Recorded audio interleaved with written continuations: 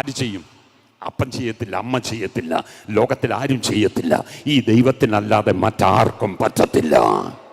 Hallelujah. ദൈവമക്കളെ, അതുകൊണ്ട് പരമാർത്ഥ ഹൃദയത്തോടെ ദൈവത്തെ ആരാധിപ്പാൻ നമുക്ക് ഏൽപ്പിച്ചു കൊടുക്കാം. ഹല്ലേലൂയ, സ്തോത്രം. അപ്പം ഇവിടെ എന്ത് ചെയ്യാണ്? 12-ാമത്തെ വാക്യത്തിൽ വന്നപ്പോൾ എന്നാൽ ഫറവോൻ അവരെ പീഡിപ്പിക്കും തോറും ജനം പെരുകി വർദ്ധിച്ചു. അപ്പം പീഡകൾ വർദ്ധിക്കുമ്പോൾ നമ്മളും എന്തു ചെയ്യും? വർദ്ധിക്കും.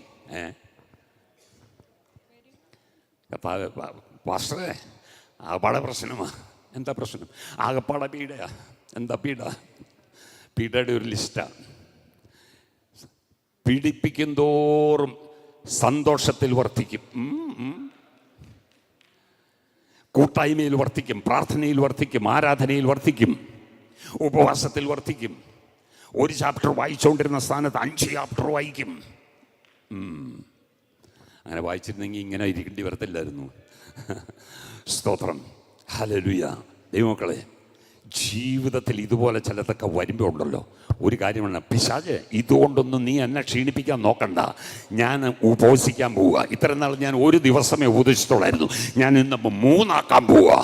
ഹല്ലേലൂയ. 3 ആക്കുന്നവൻ പറയണം 7 ആക്കാൻ പോവുക, 7 ആക്കുന്നവൻ പറയണം 21 ആക്കാൻ പോവുക. നിന്നെ ഞാൻ തകർക്കാതെ ഞാൻ ഇവിടെ നിന്ന് എഴുന്നേക്കത്തില്ല. സുറബ ശബനരബന. മുട്ടുകുത്തി നീ പ്രാർത്ഥിക്കുന്ന 1-ാമത്തെ ദിവസം തന്നെ ദൈവം അത് കൈകാര്യം ചെയ്തിരിക്കും.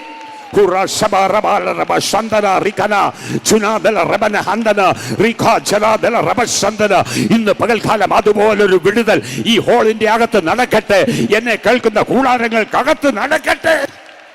ഹല്ലേലൂയ, സ്തോത്രം. അപ്പോ ഇവിടെ പീഡിപ്പിക്കും തോറും വർദ്ധിക്കുക. സ്തോത്രം.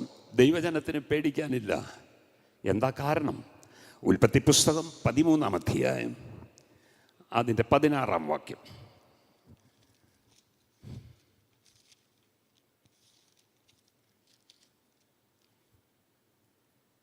ഞാൻ നിന്റെ സന്തതിയെ ഭൂമിയിലെ പൊടി പോലെയാക്കും. ഞാൻ നിന്റെ സന്തതിയെ ഭൂമിയിലെ പൊടി പോലെ ആക്കും. ഭൂമിയിലെ പൊടിയെ എണ്ണുവാൻ കഴിയുമെങ്കിൽ നിന്റെ സന്തതിയെയും എണ്ണാം.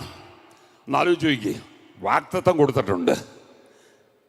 വാഗ്ദത്തത്തെ കയറി വെട്ടാൻ നമ്പർ 1 സിറ്റിസണായ ഫറവോൻ വിചാരിച്ചാലും നടക്കത്തില്ല. സ്തോത്രം. വാഗ്ദത്തം കൈമാറിയത് സ്വർഗത്തിലെ ദൈവമാ.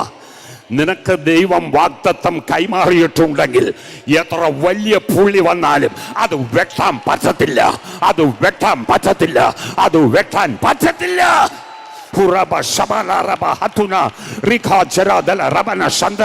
വാഗ്ദത്തങ്ങൾ കൈവശമുള്ള ജനമേ, ഇന്ന് പകൽ ഞാൻ പറയട്ടെ, അത് വെട്ടാൻ പറ്റത്തില്ല, അത് തിരുത്താൻ പറ്റത്തില്ല. സ്വർഗത്തിലെ ദൈവത്തിന്റെ പദ്ധതി നിവർത്തിയാകും.